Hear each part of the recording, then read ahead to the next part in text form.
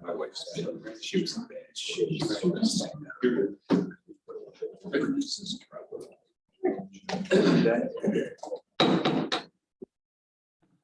Good evening, everyone. I'd like to open the public hearing with regards to requests for inclusion of lands in agricultural district number 124. This time, I'll ask Tanya to read the notice of public hearing. Notice of public hearing on requests for inclusion of lands in agricultural district number 124. Notice is hereby given that one or more requests for inclusion of predominantly viable agricultural land have been filed with the Greene County Legislature and referred to the Greene County Agricultural and Farmland Protection Board pursuant to section 303-B of Article 25AA of New York State Agriculture and Markets Law, and a public hearing will be held by the County Legislature of Greene County, State of New York, in the Legislative Meeting Room, 4th floor, County Office Building, 411 Main Street, Catskill, New York, on the 14th day of December 2022 at 6:15 p.m. to consider the report and recommendations of the Greene County Agricultural and Farmland Protection Board to add the following parcels totaling 1,032.82 acres to Greene County Agricultural District number 124. Owner Linda Sawara, 114 Rockville Road, Durham, parcel number 48.00-2-12, 1.1 acres. Linda Sawara, Rockwell Road, Durham, parcel number 48.00-2-50.11, 26.20 acres. Linda Sawara, 114 Rockwell Road, Durham, parcel number 33.00-4-16.112, 25.60 acres. BM 181825 Holdings LLC, 3 Leon McGlashan Road, Wyndham, parcel number 97.00-1-79.1, 210.4 acres. Nina Pfeffer, 2620-42 Lexington, parcel number 160.00-2-2.2, 2.3 acres. Con Lane LLC, 1294 Rudolph Ware Jr. Road, Caro, parcel number 85.00-2-3, 85.55 acres. Alfred Suera, 707 Stonebridge Road, Durham, parcel number 33.00-4-16.111, 50 acres.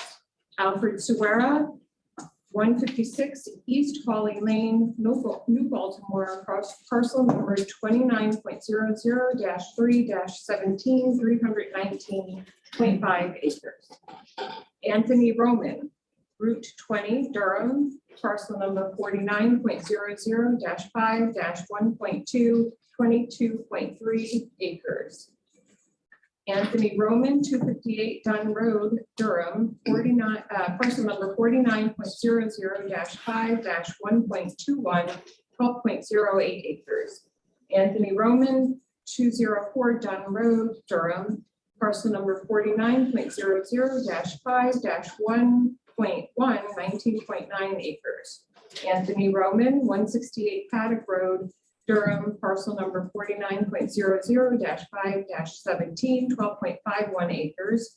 Anthony Roman, Paddock Road, Durham, parcel number 49.00-5-6, 38.0 acres. Minaj Sabudi, East Hawley Lane, New Baltimore, parcel number 29.00-3-18, 40 acres. Otto Sawara, 711 Stonebridge Road, Durham, parcel number 33.00-4-22, 28.90 acres. Otto Sawara, 711 Stonebridge Road, Durham, parcel number 33.00-4-21, 6.2 acres. Angela Worth, 513 Route 67, Caro, parcel number 101.00-2-67, 120 acres. Greene County Soil and Water District, 421, County Route 56, Wyndham, parcel number 97-3-37, 12.28 acres, for a total of 1,032.82 acres.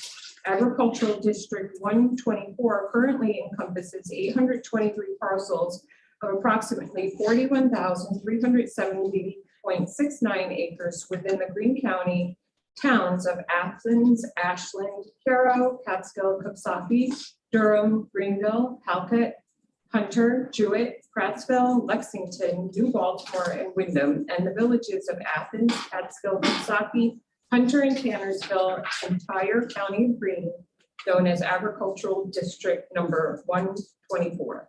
A description and map of the district and proposed additions and recommendations of the Greene County Agricultural and Farmland Protection Board may be examined in the office of the clerk of the Greene County Legislature during regular business hours. All parties in interest and citizens will be heard by the county legislature at the public hearing.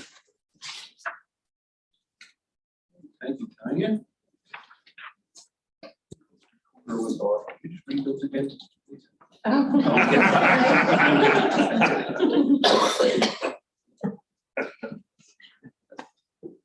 All right, so the purpose of this public hearing is to hear comments from the public with regards to their requests for inclusion of lands in agricultural district number 124.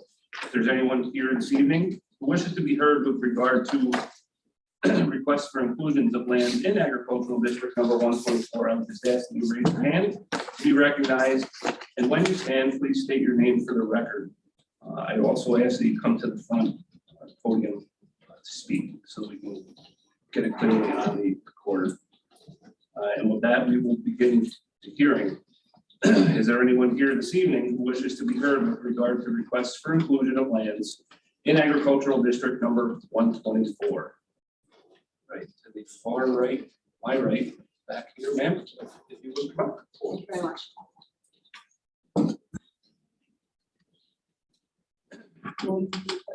Yes, please. Yeah, that's fine. Sure. Thank you I very need much. your name. Yes, my name is Francesca Morris, and I own a property at 496 Big Hollow Road in Maple Crest. And it's just across the street from 3 Leon McGlashan Road, which has made an application to be included in the agricultural district. Thank you, honorable legislators, for holding this hearing. This is a matter that is very important to the people in Big Hollow, as you can see from the number of people who are here. There are other people who are watching on the screens at home, and a lot of people have asked me to give this statement in their name, and I'll give you the names at the end. The agricultural district is an important feature of New York law, which encourages and supports farming in New York State, but that is not what this application is about. The owners of this property are building a luxury resort. They're trying to use the designation as a loophole to get around the town's planning requirements and to get special protections. Any farming on the property, if there is any at all, is an afterthought that is in support of their resort. It's no more than a hobby that they're carrying out in order to get around the laws that they don't want to comply with. This property is one of several that is featured on a website by an organization called Oya. And when I give you my notes, you'll see there's a copy of the website there. You'll be able to take a look at it. What they advertise there is membership in a community that will provide luxurious stays at its properties, including this property. There's a special membership for people who pay for an NFT membership. And next year, they'll be rolling out special mini breaks for their NFT members and influencers. Influencers, if you don't know, are people who post on Instagram, Facebook, TikTok, and they try and influence people to do things like become a member of Oya and visit their properties. As further evidence of Oya's business being a luxury resort, at the Town of Wyndham Planning Board meeting on March 17th, Oya proposed a wellness retreat center for the property. where the existing farmhouse was to be used as rentals. There's a risk that eventually this designation in the agricultural district will ultimately allow Oyer to proceed with its plans without the proper oversight of the Wyndham Town Planning Board. And to give you an idea of what that might mean, if you look at their website, you'll see there's a doctored photograph of the farm in which the historical barns have been torn down and replaced with modern buildings. As of last week, this property was actually for sale on both Trulia and Compass.com. And it's also available for rent currently on Airbnb. There just is no public interest in giving a property that's for sale an agricultural designation. Who knows what the next owners will do if it's bought by somebody else in the near future. This application is for vertical farming. That means they want to bring shipping containers and put them on the property. That's not what the agricultural district is for. The agricultural district is for using viable agricultural land. Putting a container on the property and doing produce inside a box is not using the viable agricultural land. That's great. So- Just go ahead and finish up. Oh. 3 minutes. Okay. By its own public statements, Oyer has shown that they don't want to do farming. What they want to do is this luxury resort that they've been advertising. The reason that this would be too much of a burden on the neighboring communities, and this is true also of GCSW property, is that anybody within 500 feet of an agricultural district property, if they want to do anything on their land, when they go to the Wyndham Planning Board, they'll have to submit an agricultural data statement, which addresses how their plan might affect the property that is designated as an agricultural district. And in the case of the McGlashan property, it's 210 acres for the use of a couple of boxes on property. The burden of this requirement is too much. Not only do you have to say how you're going to affect that property, but the town planning board is required to take that into consideration when they make a decision on what the other neighboring properties want to do. And the designation also gives the resort special protection from nuisance complaints. Now, this originally, of course, is for farming animals and farming equipment so that neighbors don't complain when they're being used. But it's not there to protect a resort and shield it from nuisance complaints from neighbors. For instance, by using a stage on the property. And I will tell you, they've already built a large wooden stage on the hill, which I can see from my land, from my driveway. There is case law that supports rejecting an application when the predominant use of the land is not agriculture, but something else. And that's clearly what's happening here. And when the district's inclusion of that land would not be in the public interest. And that's also what's happening here. If I could just read out the names of the people that have asked me to give this statement on their behalf. If they're not here, I would prefer not to. We can get that into the record. Okay, well, I have a statement with all the things that I was talking about attached. So I could submit it. Sure. Scan it. As part of the Thank you very much. that bit of law that you referred to. It's included in the statement at the Thank end. you. And the case is also attached. Thank you. Thank you.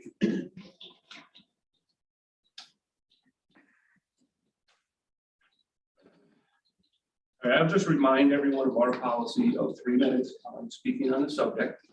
I neglected to do that in the beginning of this, so we'll clear that up. I will need some leeway if you're referencing several different properties, that sort of thing, but we do try to keep control of the time frame down. Is anybody else? Okay.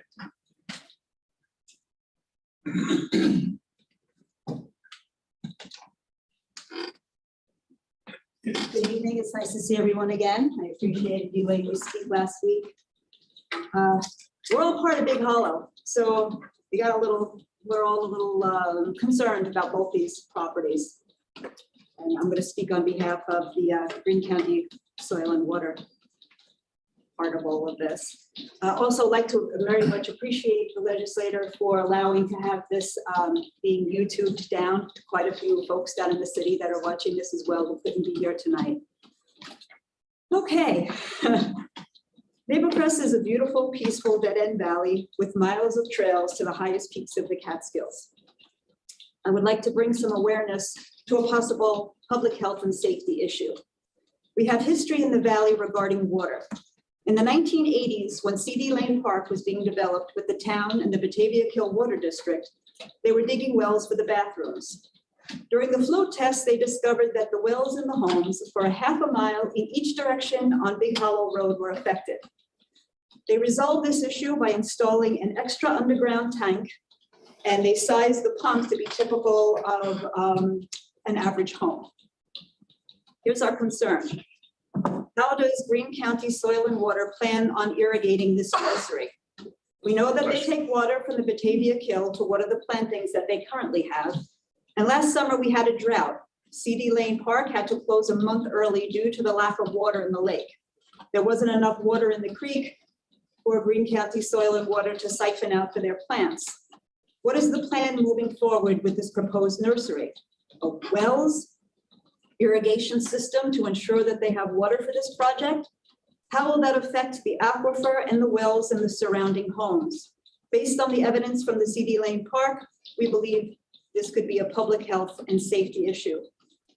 Furthermore, last spring, Greene County Soil and Water proposed a 4,500 square foot commercial building complete with meeting rooms, offices, bathrooms, parking lot, 3-bay garage, 2 entrances, one off Big Hollow Road, the other off Peck Road.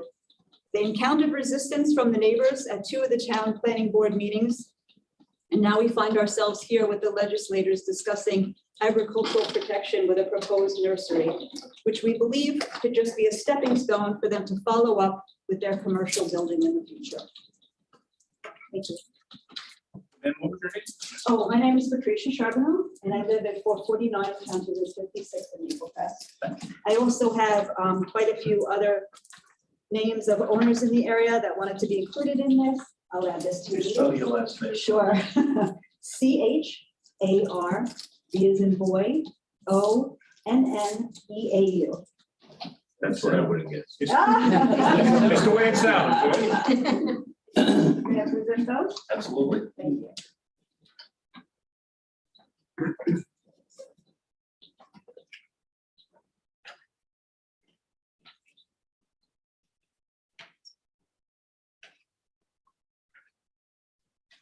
There are 14 names on the second list that I was given. There's 15 on the first list, just so the legislature is aware.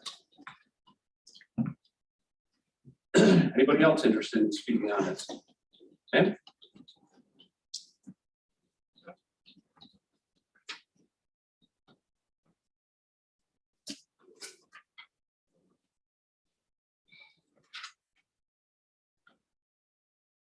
Good evening. My name is Jeannie LaCurse, and I live at 451 Big Hollow Road. Good evening, ladies and gentlemen. Thank you for having us here this evening. I would like to speak to you about fundamental truth. The truth gets pushed around a lot in our society and redefined, but the truth is that both of these projects, which bookend my home, have kind of had this smoke and mirror effect in terms of our communication and what's really happening in both of them. With the Greene County Soil and Water Project, it was a lovely planting station. But for years, it was often neglected. A third of the plants were left tipped over, not watered, not mulched. There was materials, tarps, tools, all kinds of things that were left out.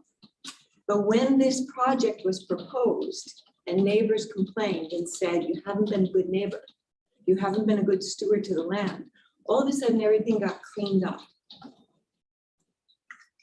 I was told, I went directly to the director and had questions, and I was told that 30 to 40 trees maximum would be cut down. I went back and counted the stumps after we listened and listened and listened to chainsaws.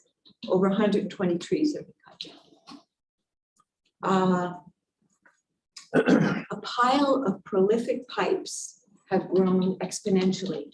And back from the days of Jeff Flack, for years, I politely requested that these pipes be moved. They're in the middle of a bucolic field and a dead-end road. And the pipes just keep growing. I've been promised and promised that they would be moved, and they haven't. They're a tremendous eyesore. And for somebody like myself, who with Hurricane Irene and this ridiculous pandemic, over the past 10 years or so, I've wiped out more than half of my savings, and I have invested time and time again, being a steward to the land, planting over 180 trees and bushes on my property, losing many of them, learning the ways of Mother Nature in this valley. I'm really sad about both of these proposals. The McGlashan Farm, I was approached multiple times by their project manager because of my profession in holistic health and wellness. I was requested to be part of this project. And I asked lots and lots of questions. And all I got was smoke and mirrors and an invitation to a wine and cheese reception. And when I requested more information about their nonprofit, I found out that they had actually had their nonprofit status revoked 3 years ago. And they claimed that they didn't know that. So I just want to come back to the fundamental truth here. Both of these projects don't make sense. They don't make agricultural sense. So, Finish up. so basically, that is all I wanted to say to you this evening. And I hope that any of you who could possibly come up and visit these sites and see for yourself the liberties that have been taken and the deceit and the duplicity that have kind of woven around these projects and these proposals is really evident. So thank you very much, and Merry Christmas, everyone. Thank you. Merry Christmas. Merry Christmas. Anyone else want to speak? Sir?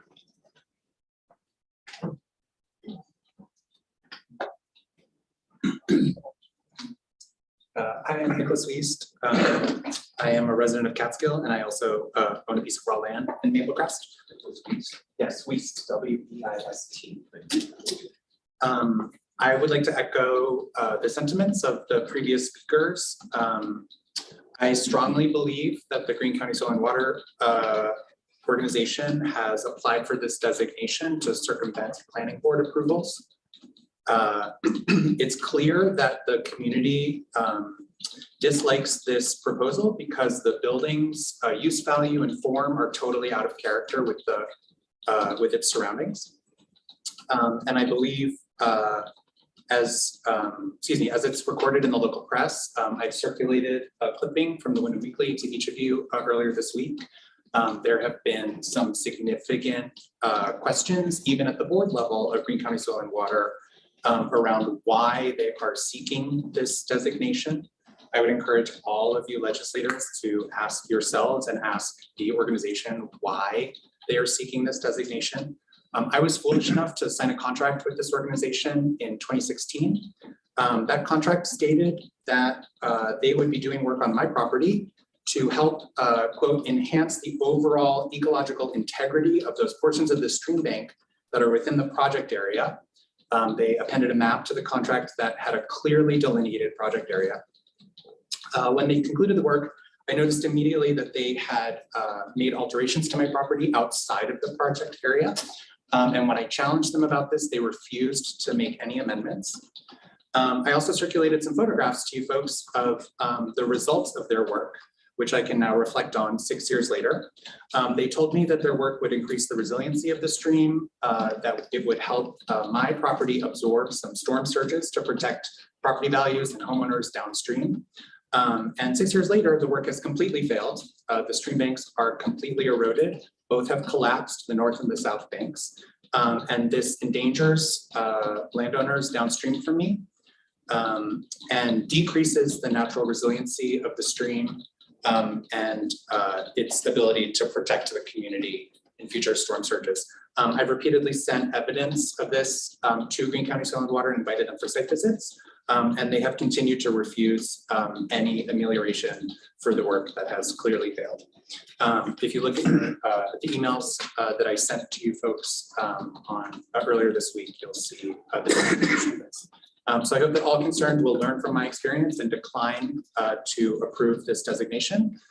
It's clear to me that once Greene County Soil and Water gets what they want, they run roughshod over the folks that have enabled them. Thank you. Thank you.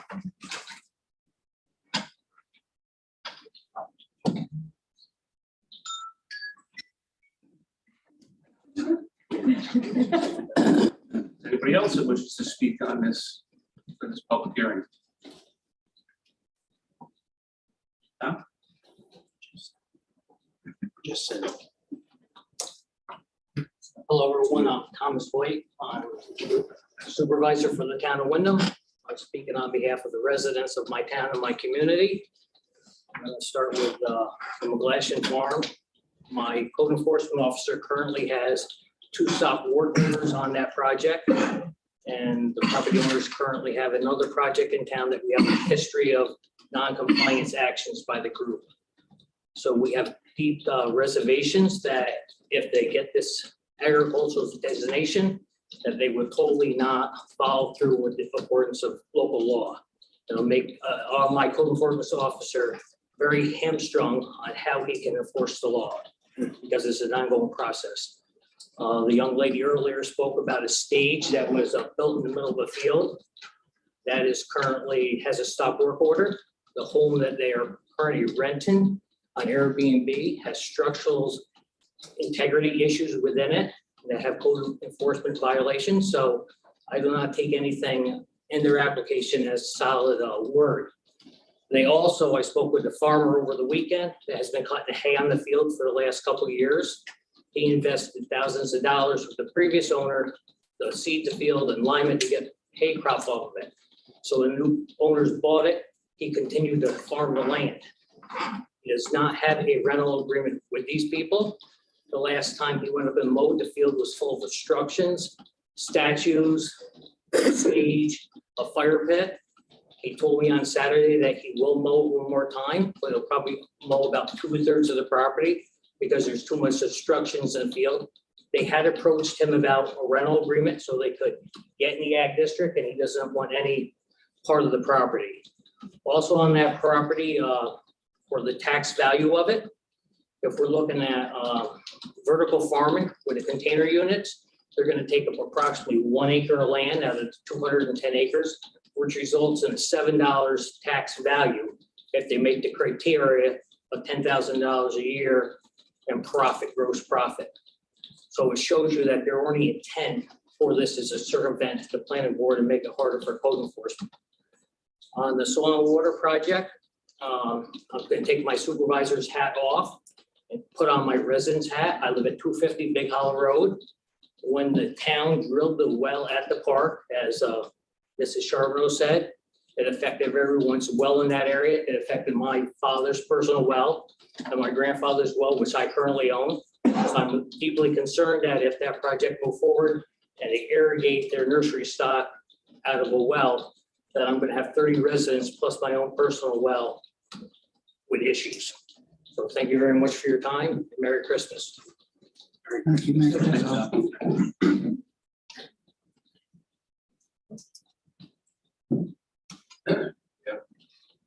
What else wishes to speak on this public hearing? Sir.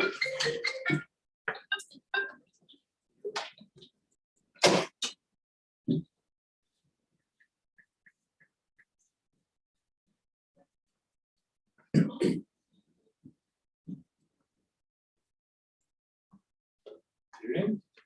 Joel Du Bois, Executive Director of Greene County Soil and Water. I'm representing tonight the Soil and Water District, applicant for inclusion into the Ag District. I don't know if I can pass some photos around to everybody, but this is the eyesore that everyone's complained about. our plant nursery in Big Hollow. Another photo. These were taken earlier this fall.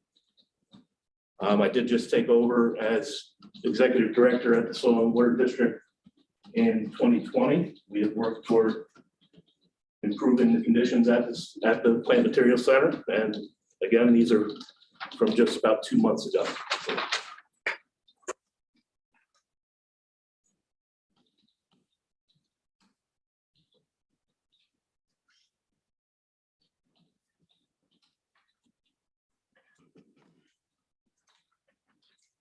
A couple of points that were brought up. The irrigation question, we had discussed with our engineer irrigation well. There were some concerns brought up by my board about the impact on surrounding groundwater. The current plan we're looking at is installing a large cistern that would collect shallow, non-potable groundwater from just below the surface, essentially at stream surface water level. That cistern would be a large concrete bowl perforated on the side so water can flow in and be available to pump out from that bowl to irrigate the plants. And again, the depth of that would be less than 10 feet, not something that would draw water from drinking water wells that are generally 100 feet deep.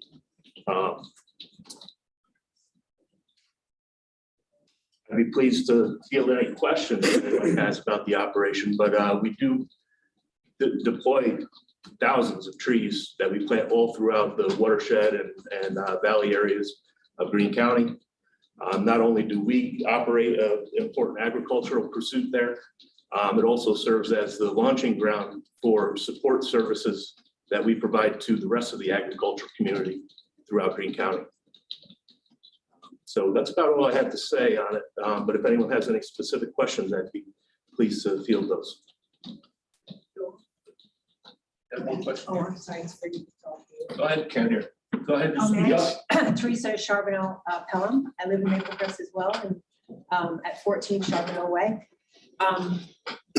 My question, Joel, is I feel great about all the plantings that's going on down there, and that's not the elephant in the room. The elephant in the room is the huge piece of land, the footprint that you're going to or want to put the garage and the whole building with parking lot and roadways going in. It's not the plantings. The plantings are a wonderful thing, and we all are stewards.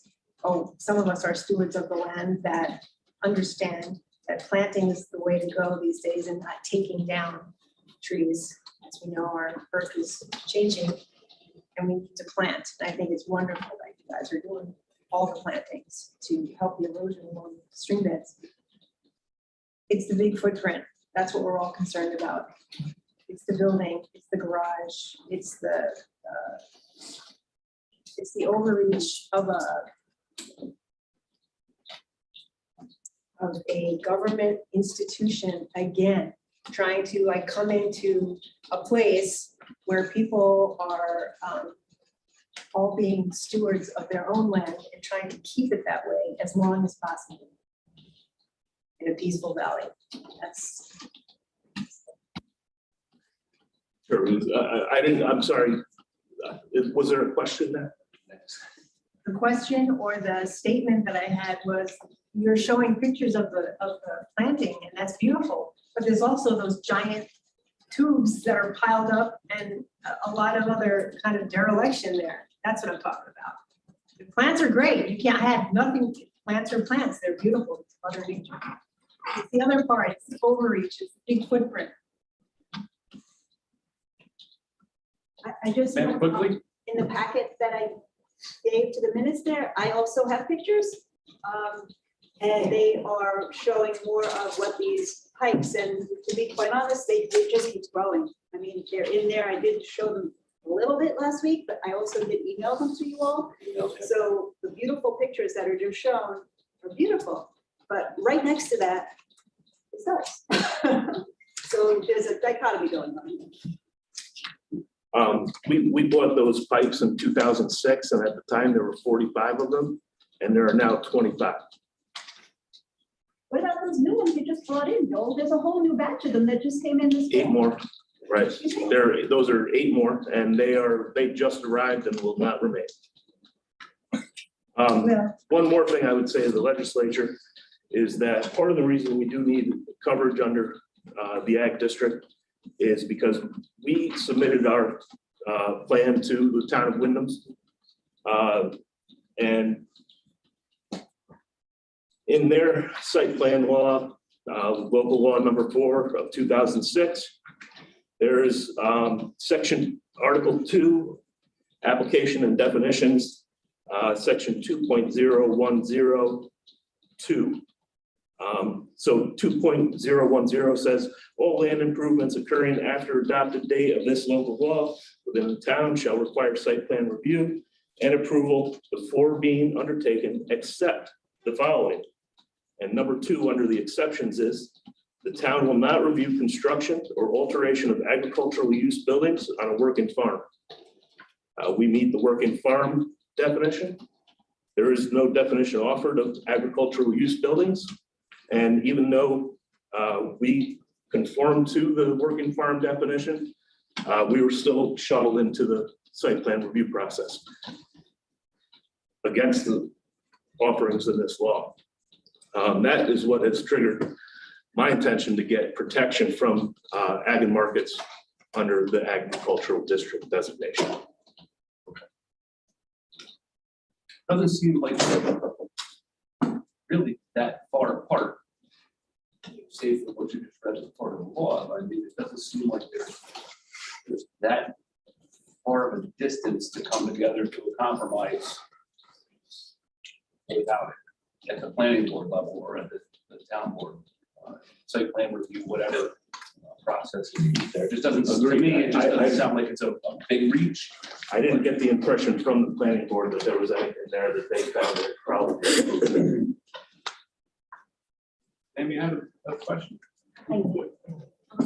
So time and time again, I have been promised by your predecessor and by you that these, the eyesore pile of pipes would be removed. And there's other things too. There's tarps, there's machinery. And my parents bought a house in Wyndham in 1965, a beloved homestead. And when it came time for them to sell it, the reason I didn't purchase it is because it's on Route 23. And the noise of Route 23 is not something that I wanted for me in my home. Now, I mean, I've purchased this home and have redone it twice after a hurricane in Maple Crest. And now I have to listen to the beep, beep, beep, beep of machines at what, 7? Whether they start in the morning and in this bucolic field. So my question is, does it make sense? I have proposed several times that we look at other empty buildings in the area instead of spending $1.5 to $2 million conservatively on this great big industrial building in the middle of the bucolic field. And I just, is it wise? So the issue we're here to discuss tonight is agriculture district inclusion, not a building. Well, again, Sorry, I think you just very plainly stated that the reason we're here is so that you can circumvent planning board approval. You actually said that just about 5 minutes ago. I said that we were denied the protections in Wyndham's own local law. So I would submit a copy of the local law and a set of photos. 2 sets. Thank you. Any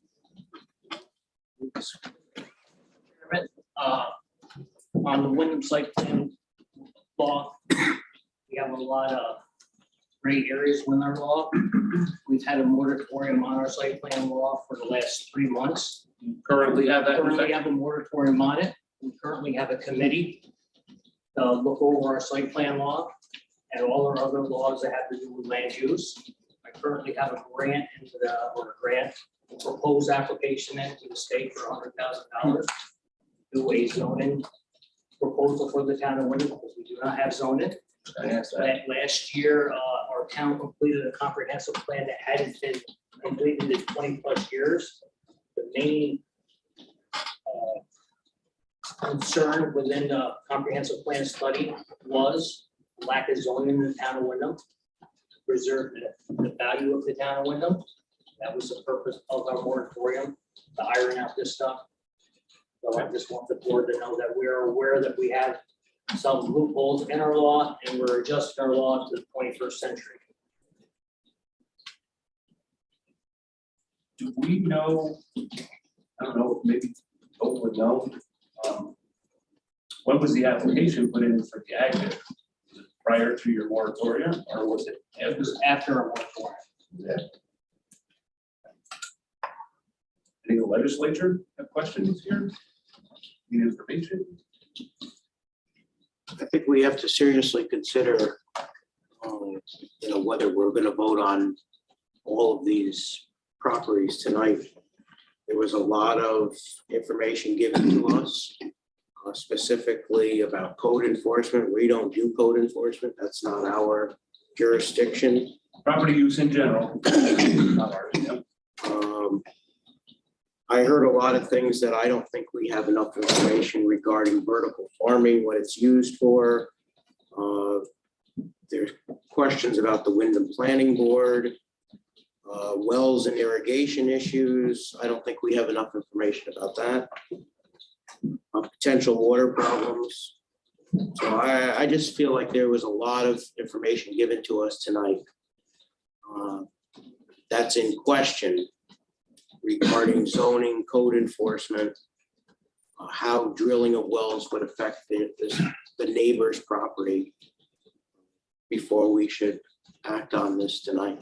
At least these two particular parcels. That would be my recommendation. I agree with that. I know I'm sitting here right now, I would not be ready to vote on anything, just hearing this information.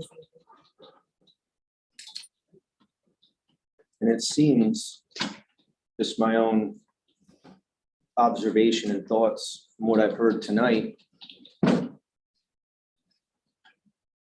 the township has already, they're trying to fix it. So they have a moratorium in place. And I don't mean to slight anybody that's trying to get in this district, but maybe that's what it comes off or it's perceived as, because really there's nothing happening until the comprehensive plan is completed. And there is a set of rules. So who are we to circumvent the town board, which is elected by those people on the mountain in the best interest of that town? And the town supervisors here, and there's folks here speaking on behalf of the people who have to live with it. As far as I'm concerned, those two add-ons, instead of putting it in, mishmash and including them in, as I stated before, to be transparent, if we had different resolutions for each one, but as of right now, I can't, in good faith, consider those two to be added on to what we already have. Seems counterproductive. I think we amend the resolution, and also there was someone stated about case law, about predominantly not being used for that purpose. I think we need clarification on that as well. And if these properties are that sincere and good patrons of their community, during this moratorium, you think they would be stewards and good neighbors to go to the town and see what information they can do to help them with the comprehensive plan. So this type of information or situation doesn't happen again in the township. About all I have to say on that. I agree, Tom. I have to agree. There's too many unanswered questions at this point. Learned a lot of new information tonight. Learned some information last week. Again, there's just too many unanswered questions. I don't feel comfortable voting on it. Well, I could only say on Tom's side of it, and I understand about respecting a town board. But we also have a certain amount of respect that's supposed to be given to the Agricultural Farmland Protection Board, who's taken their guidelines and their rules from state ag and mortgage, which is state law. So we're kind of in a catch-22 if you want to go down that road, everybody. This recommendation came from the agricultural board that said, we've looked at these, they fit the bill They fit the guidelines and for the agricultural district guidelines. that's exactly right. If you have neighbors who are witness to, who live day to day in this valley, who are here to say that hasn't been our experience and it hasn't been our relationship with. We understand. I understand that, but I don't know if anyone's called into Ag and Markets for clarification on farming guidelines and Did anybody, things like that. did any of the people make this case to the ag boards? Did they know when they were making a decision on it, were they informed like they are now? Did they have a public hearing and listen to the neighbors and ask them if they had concerns? Well, they would make their recommendation to us and then we have to go. No, I know, but what I'm saying is, so they don't know what these people are saying. They didn't have the ability to I to understand. listen to these concerns. Their advisor. Wouldn't have heard it if we didn't come down here. So, and you're absolutely right. But I didn't know of any meetings that I could have attended to for the agricultural. I didn't know. I heard afterwards. The first one I heard was about the one last week, which is why I was here. So it's difficult, it's difficult. Things happen because they've been in a routine. The gentleman from Ag last week was saying they've never had to take out individual ones before. You've always all voted on them as a grouping. Right. Yeah, no, these are things, the options of doing. And the bottom line is, we are the voting body here to approve it or disapprove it. If it was nothing against the state law, nor am I a lawyer or pretending to be one, if everything that they recommend and then the criteria, it still comes before us amongst the citizens to make a vote. It isn't that the state is saying it's cookie cutter and throughout New York State, as long as they meet the criteria, we have to approve it. It still comes to us for a final say. So if you read that law, it's still the whole, I what get I'm that, but comprehending from what I read from it. You could say that about the thousands of different guidelines and requirements that are into this county that we approve I agree with it. from the state. But you don't That have we to, all approve because, hey, we got to follow the state guidelines. but or you the don't state have code, to. Whatever. You don't have to approve it. That's why So- we're here, because if something comes up that you don't agree with, or somehow it's fell between the cracks, we're I the get it, fail but- safe for it. Just because the state says it's okay, doesn't automatically mean it's done. Well, the Okay. law and a guideline. All are right. different. I just. Put you on the spot, Ray, anything? Heard or want to chime in with? I don't know. I think the Ag and Farmland Protection Board did its due diligence with the information we had. Thank you. I am not the chair of the board. You're not what? I am not chair of the board. I understand. I'm on the Farmland Protection Board as well. I did recuse myself from the decision to recommend inclusion of the soil and water parcel. But on the parcels that there were questions, we did request additional information to make those recommendations. And again, if anyone has any unanswered questions about our proposal, I'm here to answer those. And were all of those self-reported?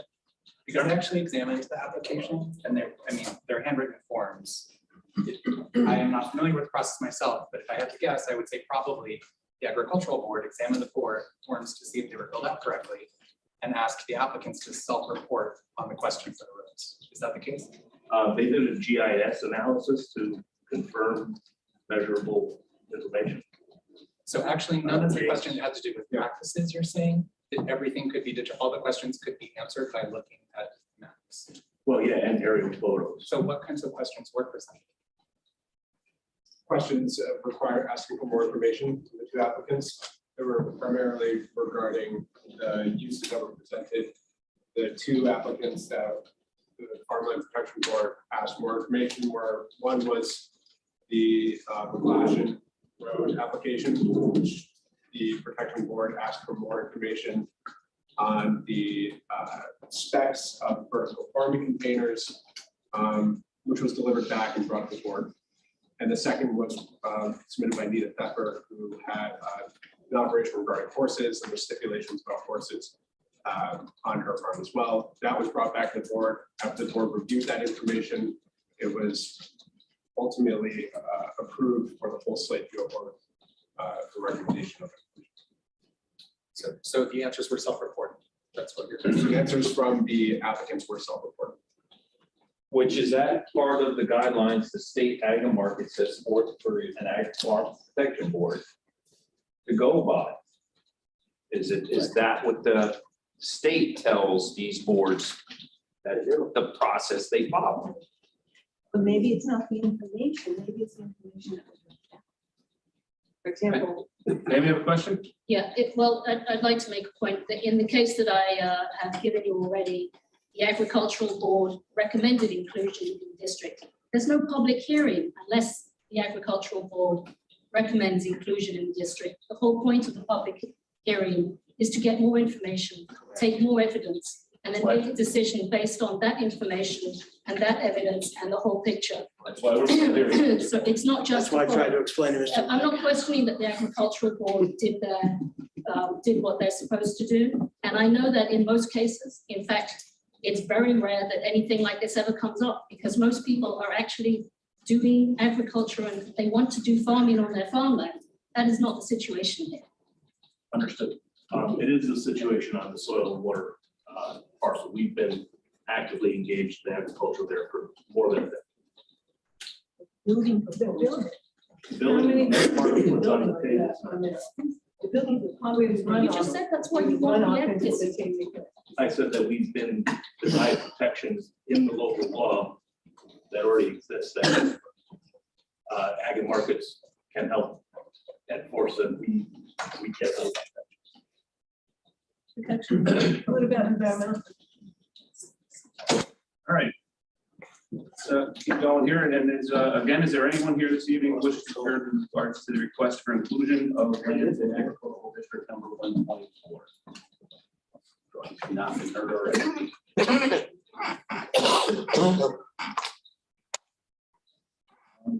One question for you regarding the town of Wyndham side. Yes, sir. You mentioned that you had some issues with one of these properties. The property owners on 3 McGlashan Road, So are these they were, allegations at this point, or are they adjudicated No, and there's they, decisions done? the other property that 3 McGlashan owns, they were running an unauthorized wedding venue. And they were issued a cease and desist, kind of official, but cordial cease and desist on their operation.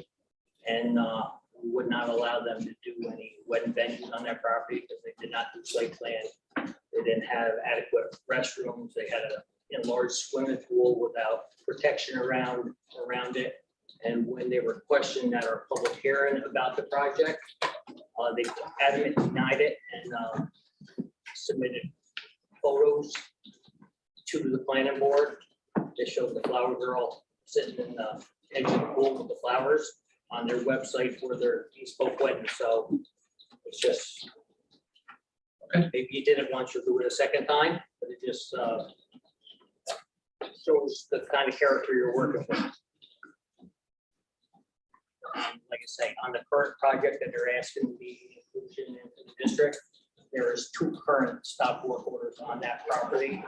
They also, in the last couple of months, they built a stone structure on the town property.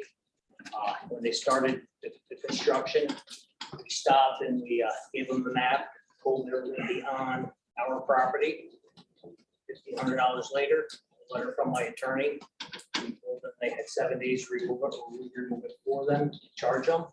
They removed it on the 6th day. And at that time, I sat in the living room of 3 McGlashan Road. The owner of the property told me that he was off on a bad foot. He would discuss any of his projects forthcoming with the town before. At that moment, I saw over my back shoulder the stage being constructed at the time. 2 days later, a humongous fire pit was delivered onto the property. And when the leaves fell off the trees, the evidence showed themselves and the code enforcement agent took the proper actions, the violation. So we are not dealing with a straightforward applicant. Hey, Tom, I got a question. Yes, sir. At the time Soil and Water was making application before the moratorium in the town of Wyndham, did they submit the seeker, whether it's DAF or DAS? I honestly cannot answer that. That would be something that they would have submitted to our planning board. But they went to the planning board asked for some additional information. And then they got the additional information, then they went to a public hearing. The first public hearing was a lot of emotions in it. Then they had a second public hearing, had more emotions. We had a very contentious soil and water board. The board of directors decided to pull that project off the docket for the time being. Did they withdraw the application? Withdrew the application. Did anybody, any group of the municipality, did anybody declare themselves lead agency? for the I review? honestly cannot tell you that. Thanks, Tom.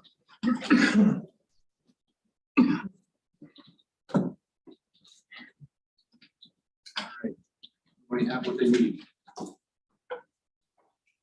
Anyone else, till the final time, is there anyone here this evening who wishes to be heard with regard to the request for exclusion of lands in agricultural district number 124? Once, twice. All right, ladies and gentlemen, and I thank you for attending this public hearing, and the public hearing is now closed. With that, we'll move to the next public hearing.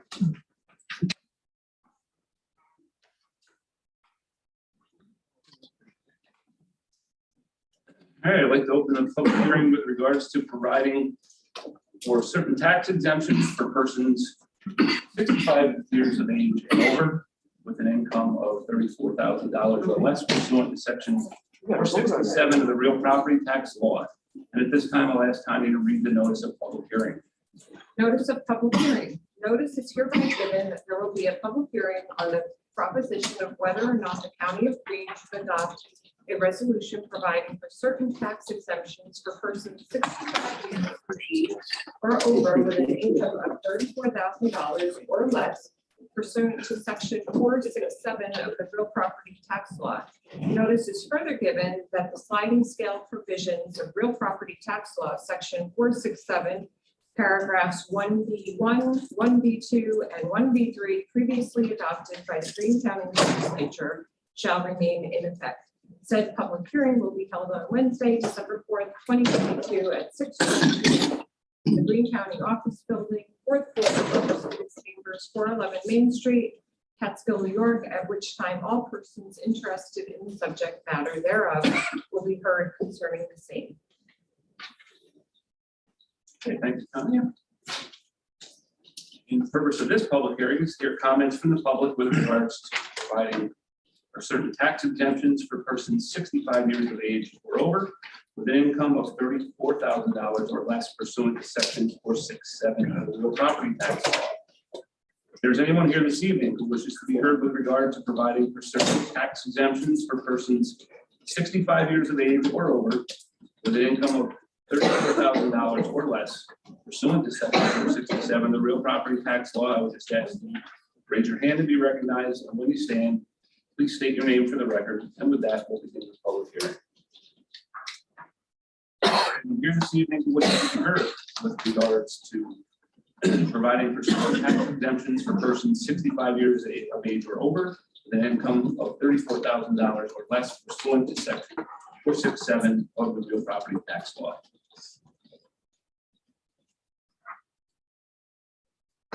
Again, is there anyone here this evening who wishes to be heard with regards to providing certain tax exemptions for persons 65 years of age or over with an income of $34,000 or less pursuant to section 467 of property tax law?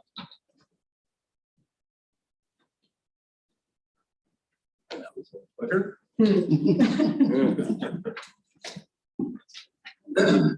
Lost control of person. Ladies and gentlemen, if no one needs to speak on this one, I will thank you for attending this public hearing, and this hearing is now closed.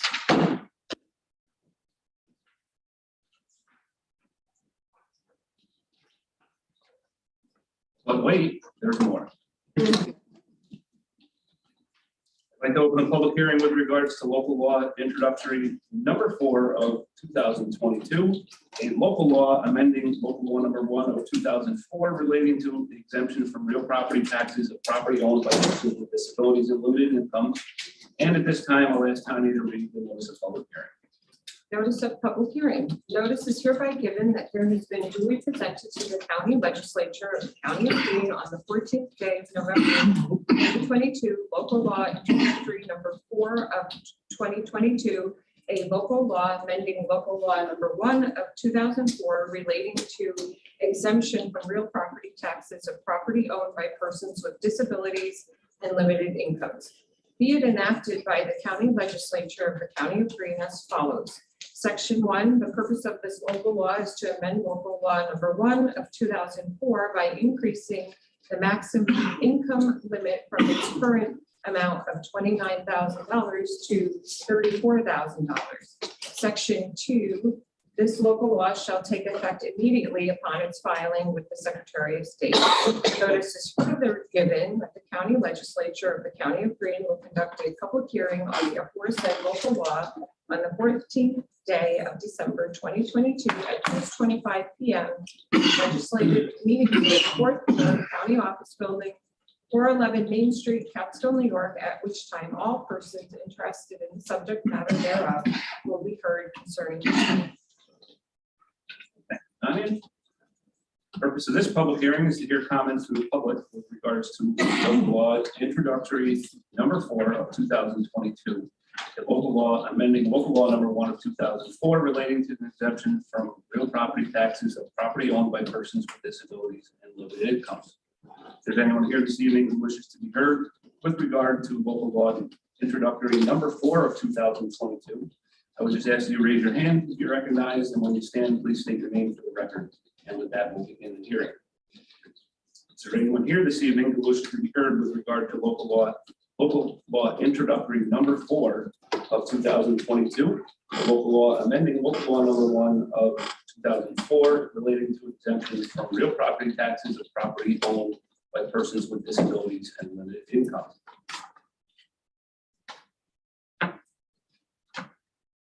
Again, is there anyone here this evening who wishes to be heard with regard to local law introductory number 4 of 2022, a local law amending local law number 1 of 2004 relating to exemptions from real property taxes of property owned by persons with disabilities and limited incomes? All right, hearing none, ladies and gentlemen, I thank you for attending this public hearing. This hearing is now closed.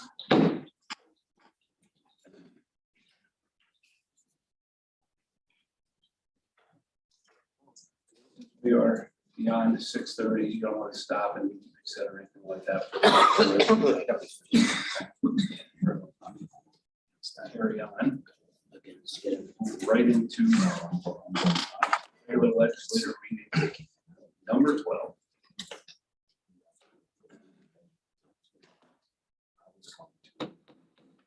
Let's call regular legislative meeting number 12 for the year 2022 to order, and ask everyone to please rise for a moment of silent prayer.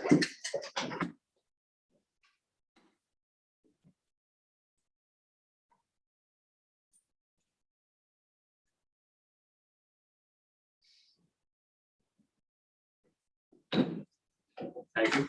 If you would join me in the pledge of allegiance. I pledge allegiance to the flag of the United States of America and to the republic for which it stands, one nation under God, indivisible, with liberty and justice for all.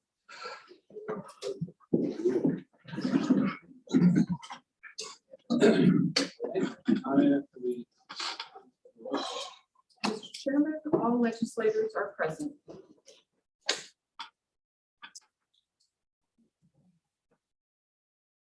There are no objections or corrections to the minutes of the previous meeting. I will declare those approved.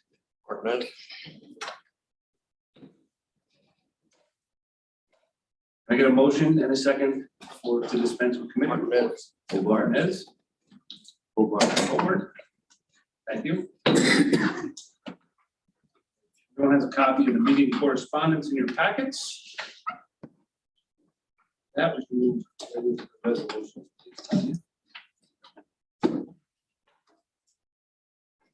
Motion to adopt local law number 4 of 2022, a local law amending local law number 1 of 2004 relating to exemption from real property taxes of property owned by persons with disabilities and limited incomes.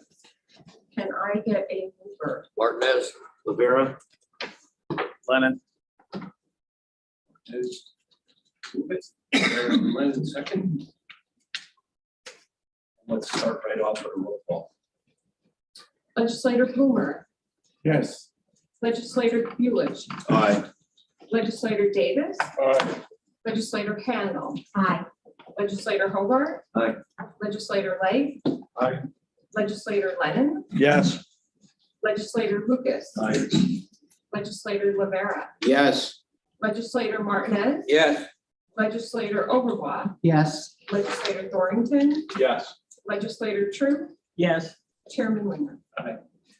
Mr. Chairman, we have 10,000 yes and no no. Aaron.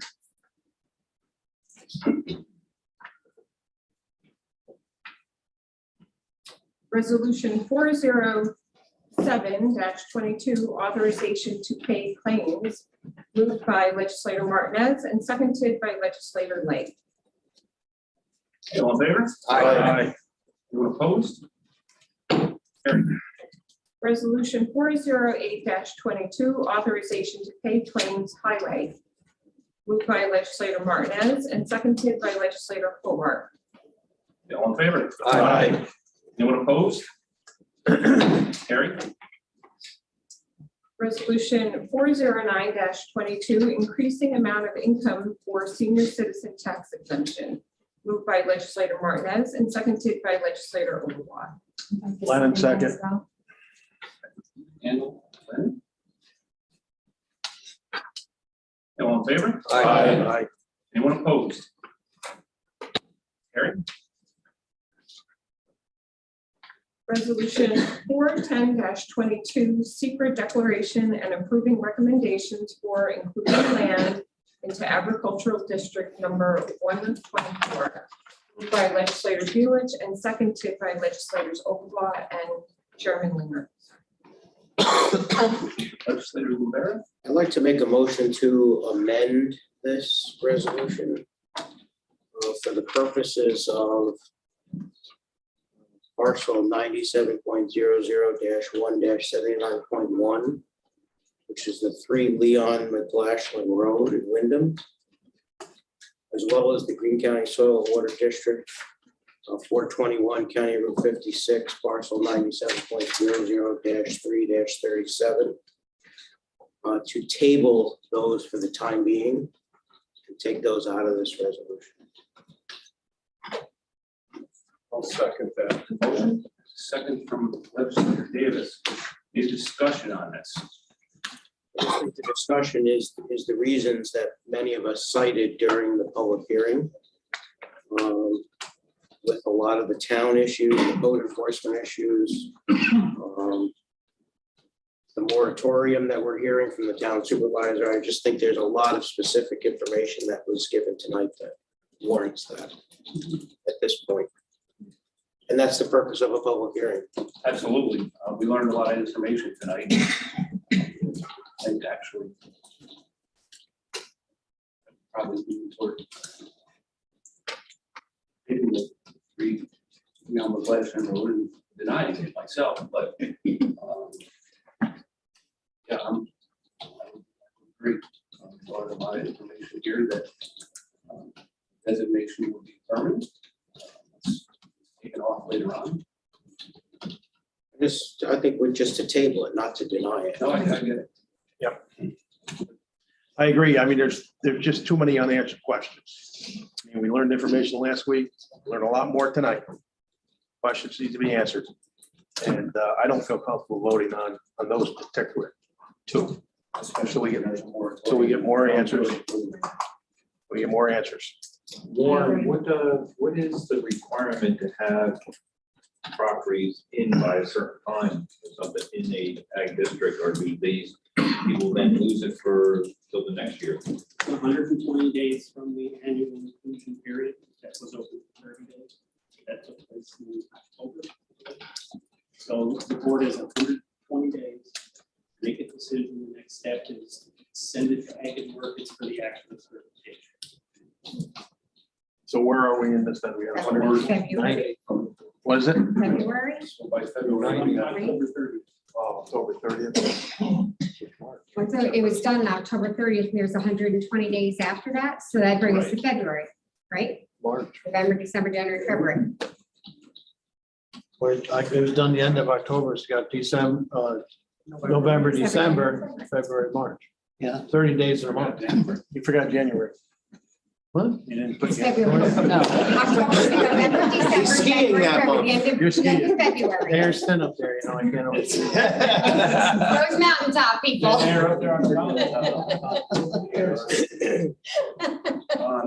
Mr. Hoyt, how long is your moratorium in effect for at this point? It's currently at 6 months. We started it in October. So our committee, we're gonna meet tomorrow. We are in a progress report on it, but with the impending storm, our planner comes from Monticello, so we put that off to the last Thursday of December for an update. Our committee of 11 people, they've all had their own little workshop to go back and help craft a law that fits 21st century for the town. So we're Sounds like you got a fair amount of work. we're still a ways out because there's a lot of issues with sunset laws on construction, setbacks, and a lot of issues that have to be addressed, that have been addressed for almost 20 years. Any other discussion on the amendment to this resolution? Got a motion and a second to amend, to table those two properties that legislator Rivera specified. All in favor? Aye. Anyone opposed? Anyone? Village opposed? That's carried. So with the two properties removed from that list, we will now vote on the amended resolution with the remaining properties. And I'll make that motion. I'll second. Motion by Rivera, second by Handel. All in favor? Aye. Anyone opposed? That's carried. I think what we need to do is get additional information. We'll figure things out a little better and closer before February. They're not even included at this point. Another period.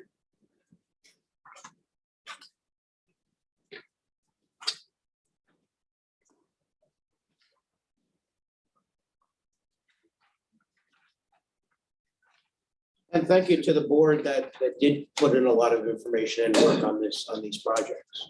I mean, I think a lot of due diligence went by our representatives on that board. But I think we have a little bit more information we need to get. Yeah. Well, here, like I said, I don't think I'd have a hard time approving one of these at this point. All right, so we're done. No roll call? The roll call on the other public. Huh? On the other public. Resolution 4-22, declaring a declaration of environmental impact under State Environmental Quality Review Act, SECRA, for the purchase of Cooksaki Transfer Station, moved by legislator Buich and seconded by legislators Handel and Rivera. Martinez also. Martinez. Over. All in favor? Aye. Anyone opposed? Carried. Resolution 412-22, resolution authorizing the chairman of the Greene County Legislature to enter into a payment in lieu of taxes pilot with ELP Capital Solar LLC. moved by legislator Davis and seconded by legislator Overbaugh. Roll call, please. Legislator Buich, Aye. legislator Davis, Aye. legislator Handle, Aye. legislator Hobart, legislator Lang, Aye. legislator Lennon, Yes. legislator Lucas. Aye. Legislator Rivera, Yes. legislator Martinez, Yes. legislator Overbaugh. Yes. Legislator Dorrington, Yes. legislator Tru, Yes. legislator Blumer, Yes. Chairman Linger. Aye. Mr. Chairman, we have 10,000 yes and 0 no's. Carried.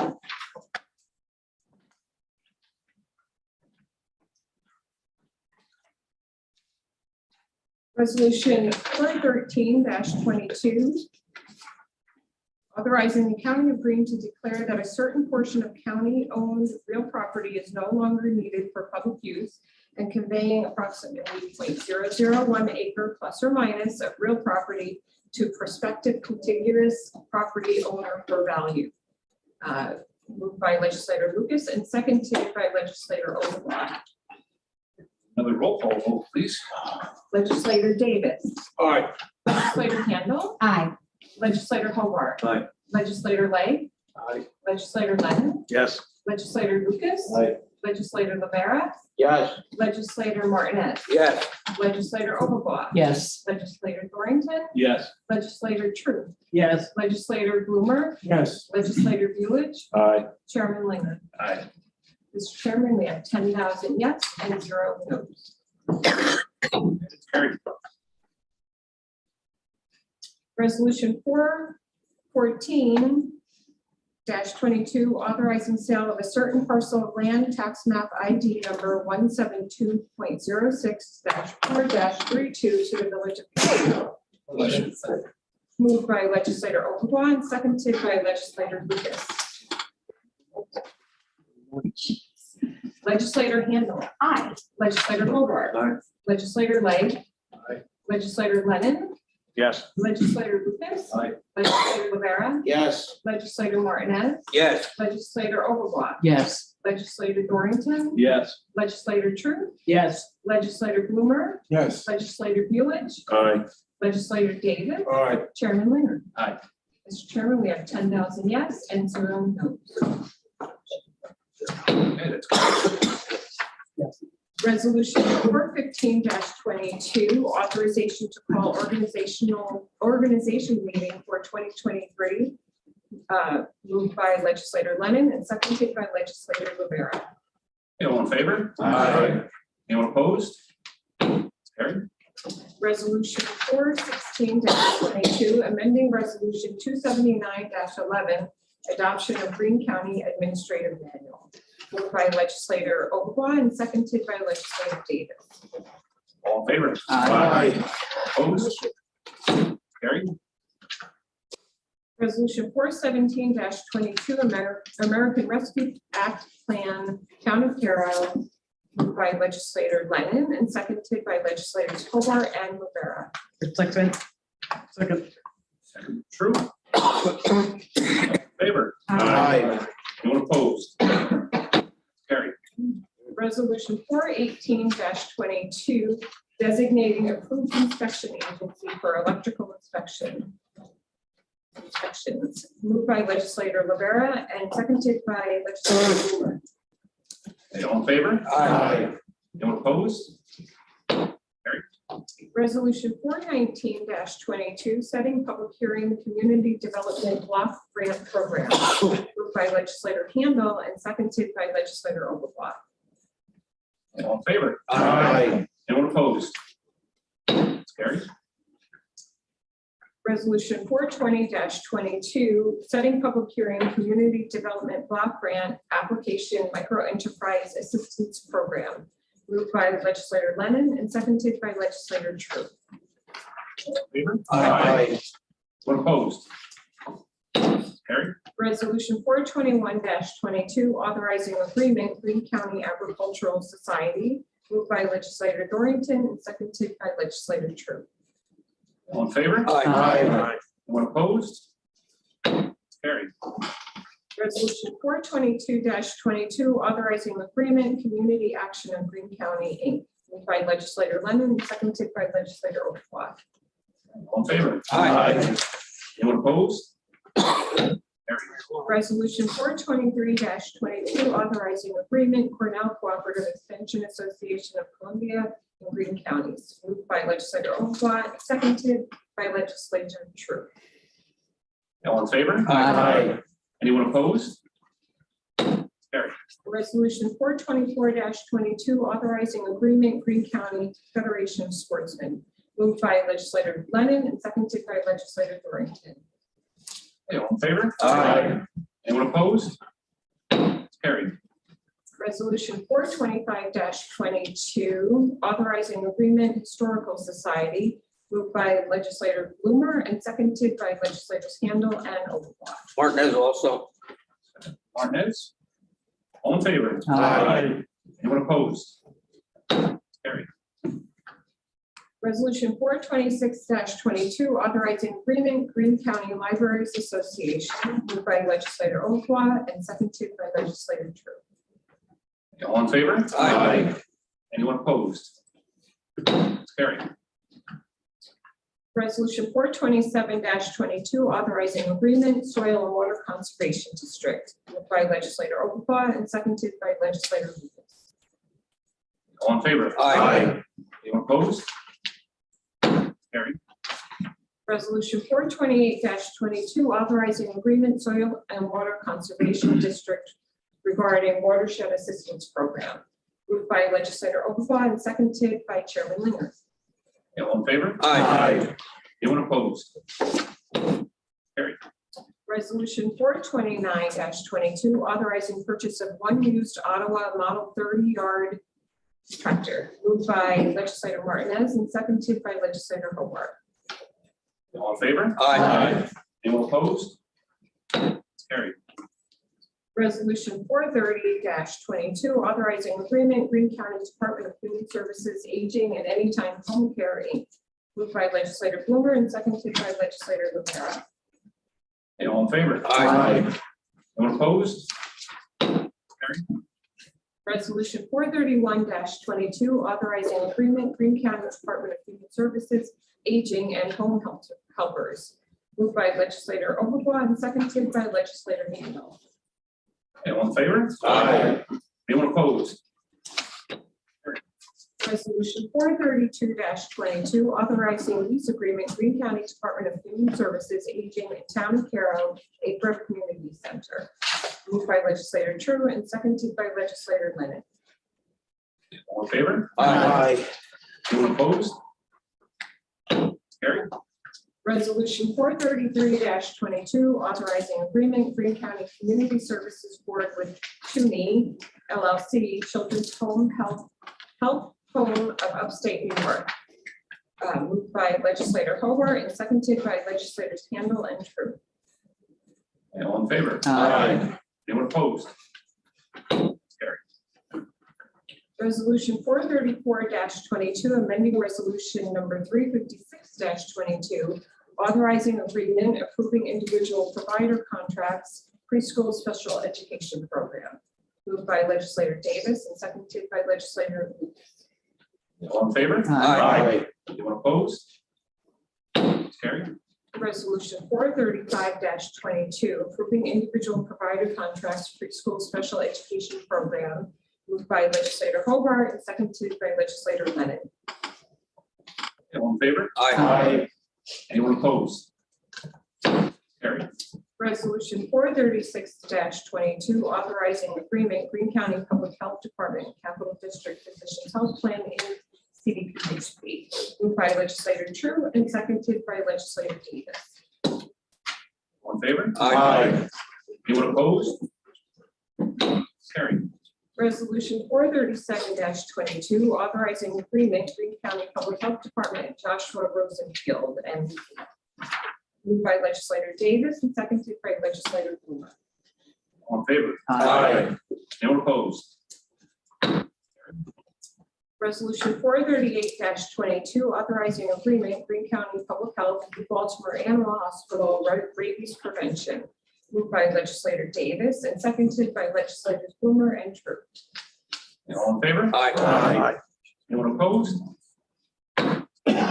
Resolution 439-22, appointing member to the Fish and Wildlife Management Board, moved by legislator Lennon and seconded by legislator Thornton. All in favor? Aye. Anyone opposed?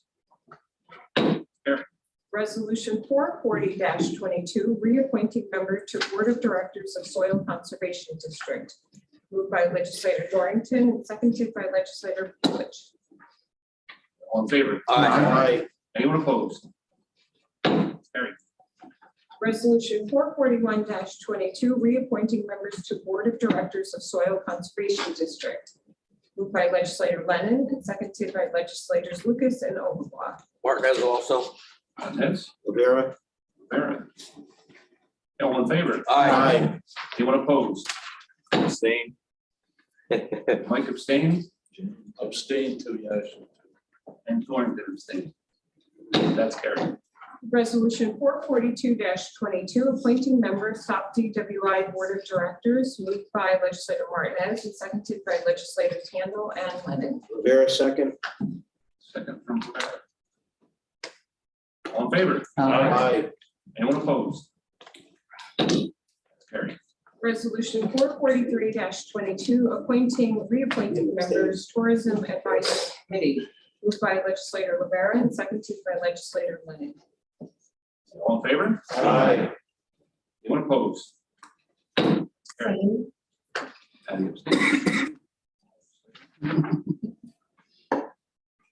Resolution 444-22, authorizing chargeback of electricity services and materials, moved by legislator Lennon and seconded by legislator Handel.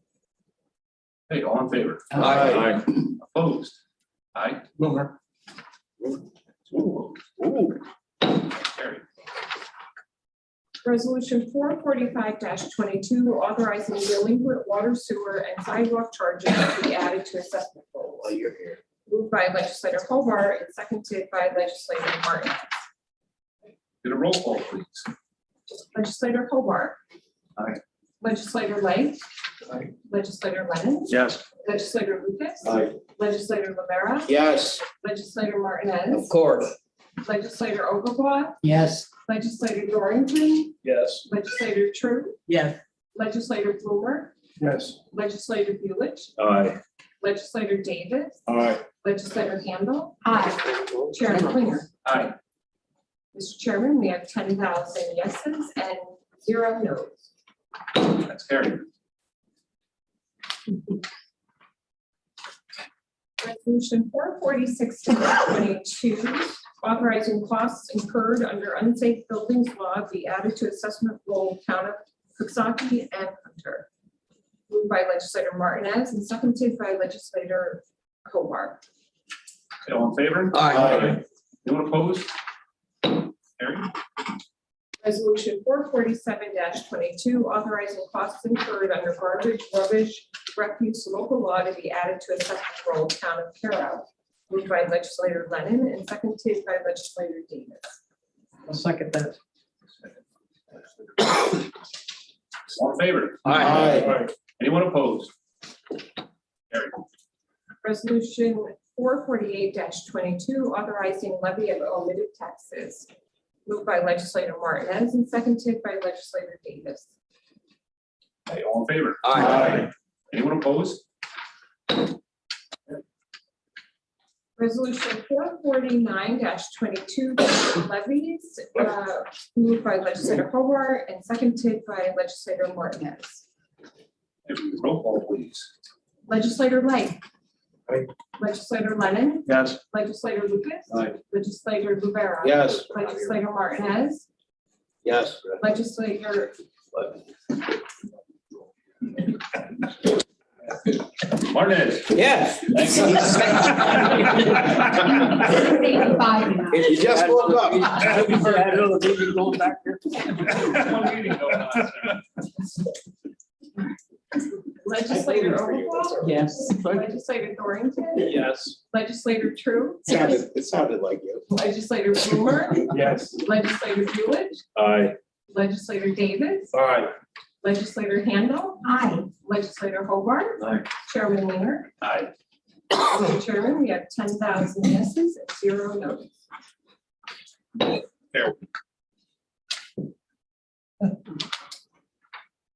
Resolution 450-22, authorizing the re-levy of unpaid school taxes for the year 2022. Moved by legislator Martinez and seconded by Lucas. Aye.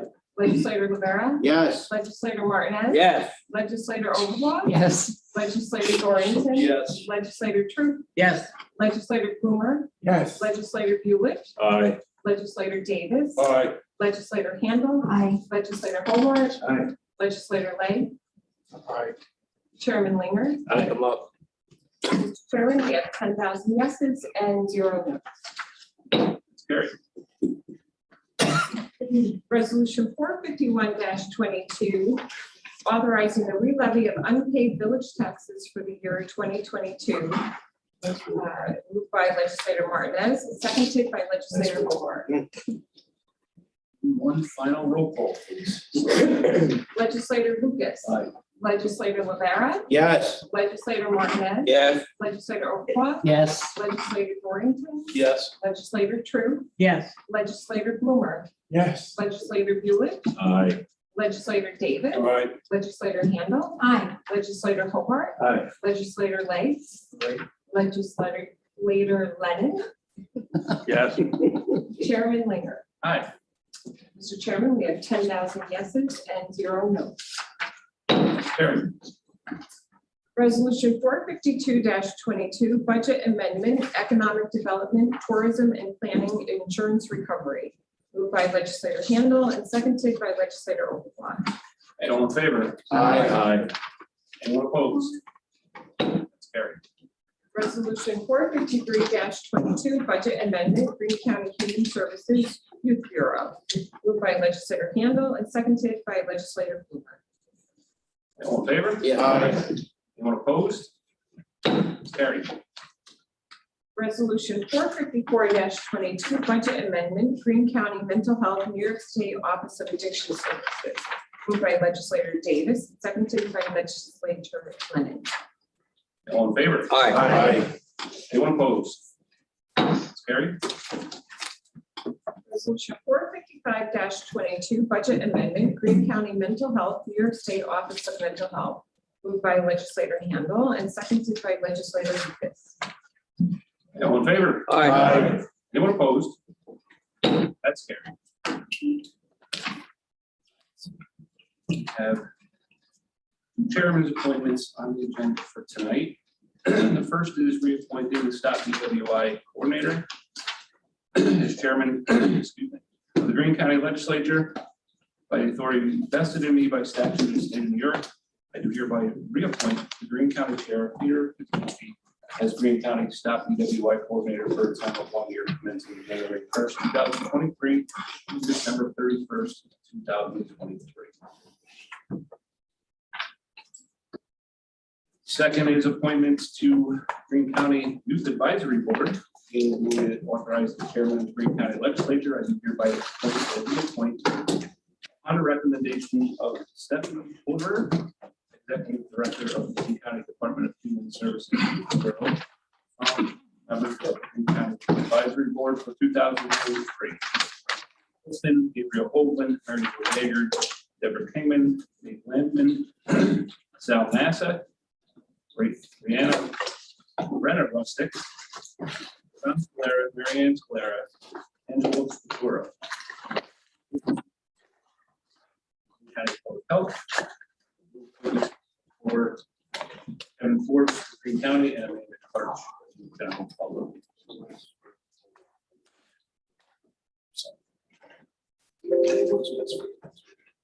Anybody that has Steenberg grants in, those checks will be available Friday after 2 p.m. Reminder that the organizational meeting is scheduled for Wednesday, January 4th at 6 p.m. The committee meeting will follow at 6:30. Have one memorial hearing. Is there anybody else that has any urban business to come before the board?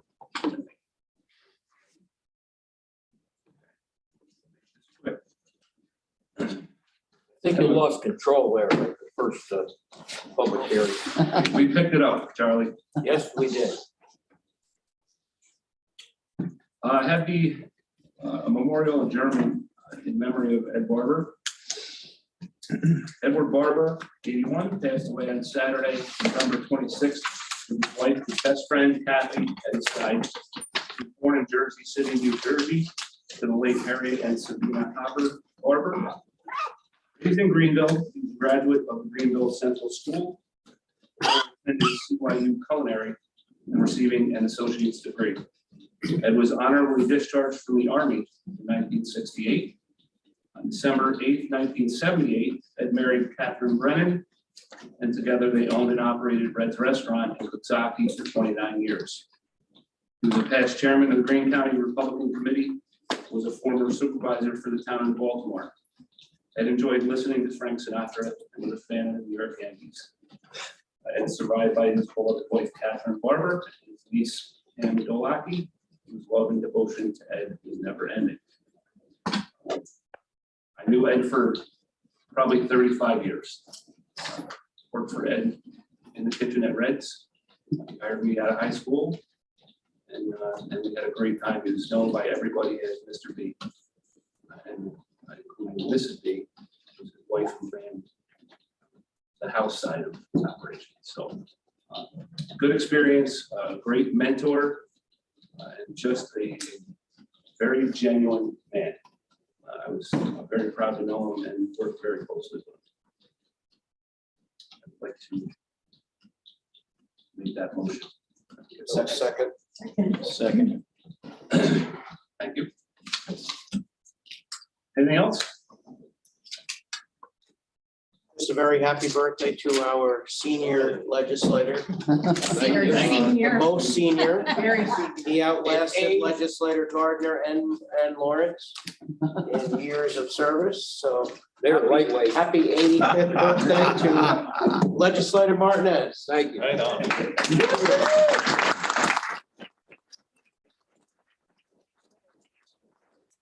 Lawrence would say it's been a good ride. And I'll tell you, this is probably one of the finest jobs anybody could ever have, serve the public. Try to cut the red tape when you can. And, it's been great. We've had some downs. Yeah, lost the hospital before your time. I was born there now. I was only a young child when that happened. I was born. It's the solid waste that was a mess. Weathered that. There's I'll tell you this. Your garage. Jail. I had to bring it up, didn't I you? had to. Thank you. Yeah, that damn garage. I needed one more vote to get rid of that damn thing, and I guess we did it. So Sorry, Charlie. It's That's well all right. if that makes a difference. $1 million garage for Christ's sake. Thanks for making us laugh. Thanks for tonight, Patty, and the rest of you ladies. Thank you, Mary Jo. Now it's time to eat. Right. Distributing everything. Yeah, let's eat. Yeah, we're only Wish everyone Merry Christmas. now. Merry Christmas. Merry Christmas. You want to get a group picture? Sure. Harry? Yeah, we want to get a group picture. You want to go back in here? We want to get a Without group ugly picture. sweaters, if we could get a group picture of everybody together.